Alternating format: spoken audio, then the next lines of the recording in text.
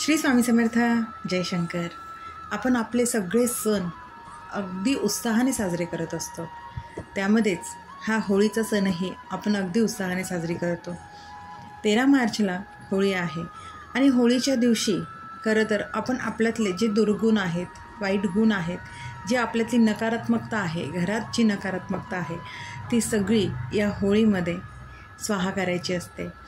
कारण होळीलाच वाईटावर चांगल्याचे विजयाचे प्रतीक असे मानले जाते.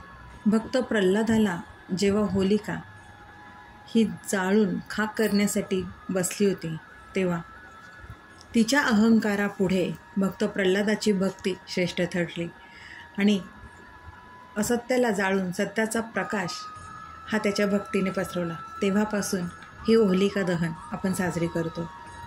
याच होळीच्या दिवशी आपण कुठले असे उपाय करून आपली भरभराट करू शकतो, आपल्या घरात सुखसमृद्धी आणू शकतो, आपल्या घरातली नकारात्मकता दूर करू शकतो, ते उपाय बघूयात.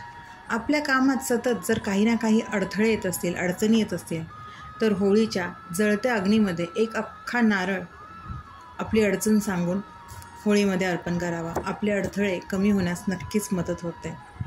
तसेच जर घरामध्ये एखादी व्यक्ती सतत आजारी असेल, तर होळीची राख थंड झाल्यावर ती राख एखाद्या कागदाच्या पुरचुंडीत बांधून आजारी असलेल्या व्यक्तीच्या उशीखाली ठेवावी.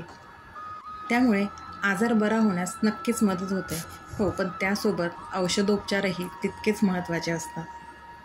आणि आपल्याला जर कर्जापासून मुक्ती मिळवायची असेल, आपलं कर्ज कमी होण्यासाठी आपल्या प्रयत्नांसोबतच आपल्याला ह्या उपायांची गरज असते. त्यामुळे कर्ज कमी करण्यासाठी या दिवशी नरसिंह स्तोत्राचं पठण नक्की करावं. हे अत्यंत फलदायी मानलं गेलेलं आहे. त्यासोबत आपले कष्टही हवेत, तेवढेच प्रामाणिक कष्ट हवेत आणि ही तेवढी श्रद्धा महत्त्वाची आहे. जर कुणाचा व्यवसाय असेल, तर त्यांनी व्यवसायात भरभराट होण्यासाठी होळीच्या दिवशी 21 गोमती चक्र शिवलिंगावरती अर्पण करून थोडा वेळ ते गोमती चक्र शिवलिंगावरच ठेवावे. त्यानंतर ते घरी घेऊन यावे आणि जिथे तुमचा व्यवसाय असतो त्या व्यवसायाच्या तिजोरीमध्ये, ड्रॉवरमध्ये गोमती चक्र लाल किंवा पिवळ्या कपड्यांमध्ये बांधून तिथे ठेवावे. नक्कीच तुम्हाला व्यवसायात भरभराट होताना दिसेल. आपल्या घरामध्ये जर वाईट शक्तींचा प्रवेश होत असेल, नकारात्मकता येत असेल, यावेळेला होळीची राख आणून त्यात थोडी पिवळी मोहरी आणि खडेमीठ टाकून ही राख एका स्वच्छ डब्यामध्ये भरून घरात ठेवावी. असे केल्याने घरात वाईट शक्तीचा प्रवेश होत नाही आणि जर घरात नकारात्मकता असेल तर ती दूर होण्यास नक्कीच मदत होते.